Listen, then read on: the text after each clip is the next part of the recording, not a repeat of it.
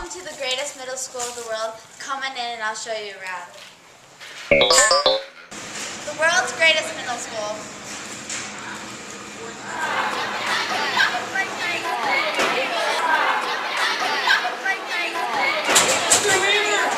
Oh yeah!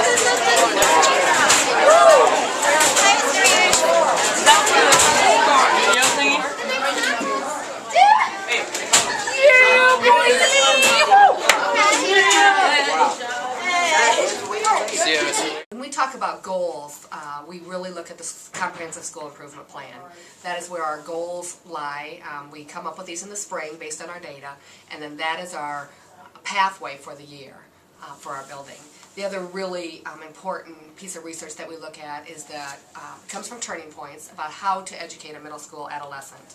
And then from the Turning Points comes the This We Believe, with the 12 important components of what a good middle school is. So between our goal, our academic goals, and the best way to meet the needs of students, we have a path for the year.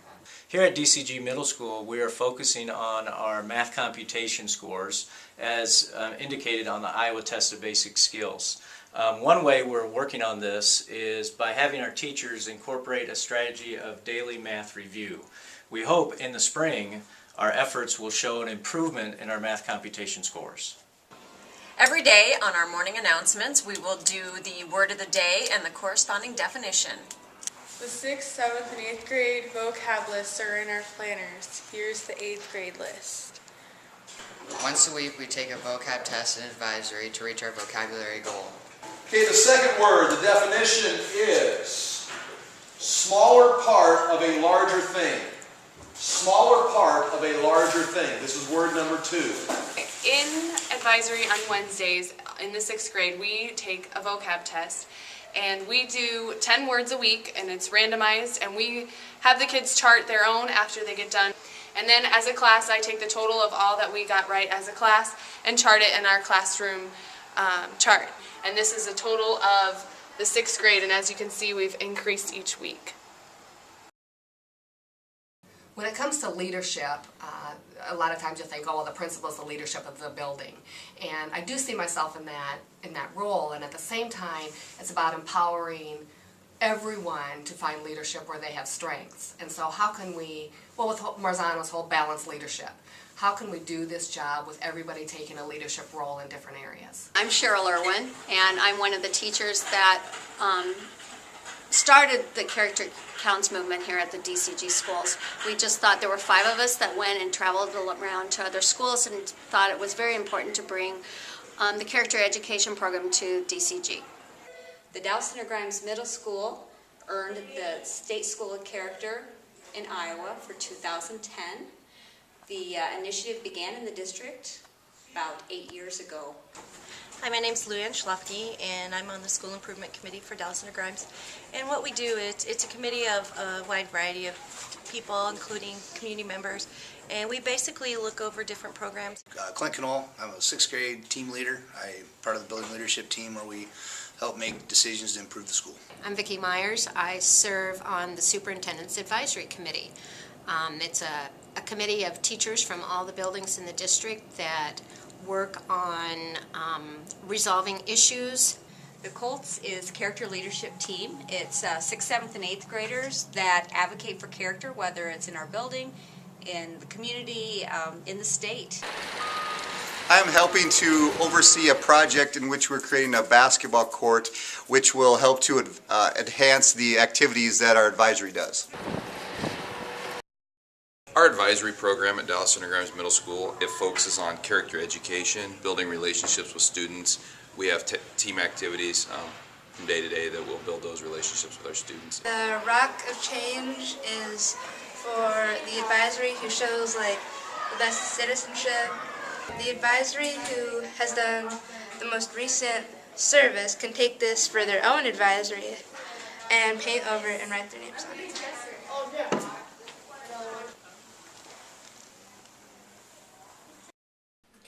Yeah, that's the smallest one. Exactly.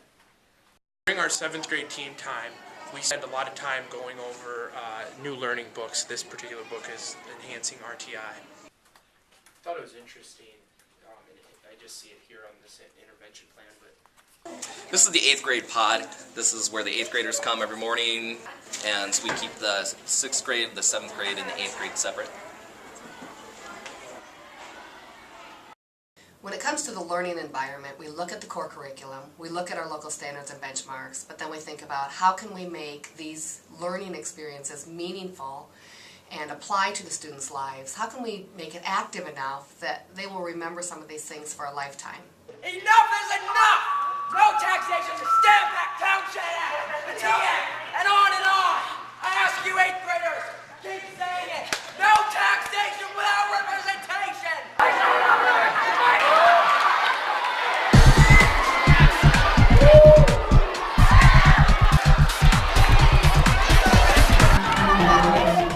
These are the end tables that we made in 8th grade shop. Most of us use door handles, but these people use deer antlers.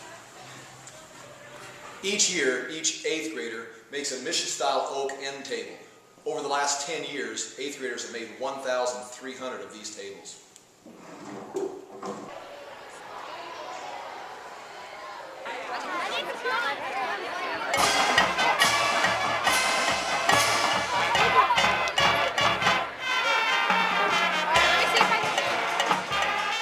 So I'm going to stick some marshmallows in here. And I'm going to attach my machine. Oh. So I'm going to put my pressure down. My pressure is going to go down. What should happen to the volume of the marshmallows? So what are you noticing about the marshmallows right now? Yeah, they're starting to get a little bit bigger. See, what do you think is going to happen to the volume of our marshmallows then? Shrink.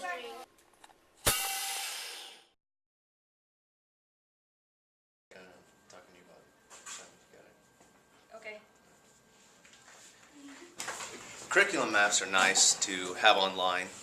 Creates a spiraling curriculum so we can talk with people at the high school, people at the elementary.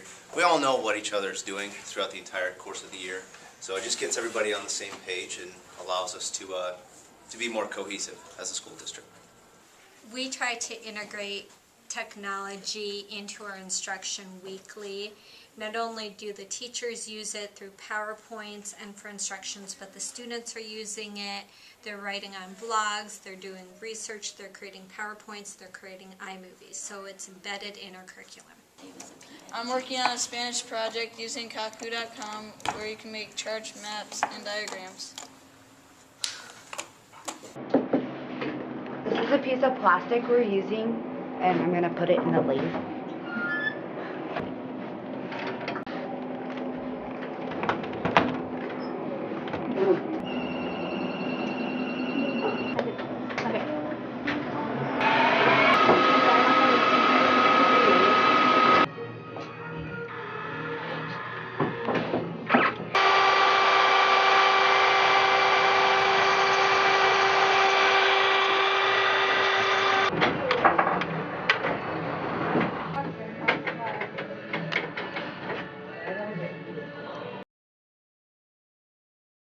One of our areas of professional development the last couple of years have been focusing on Marzano's 6-step lessons for teaching vocabulary.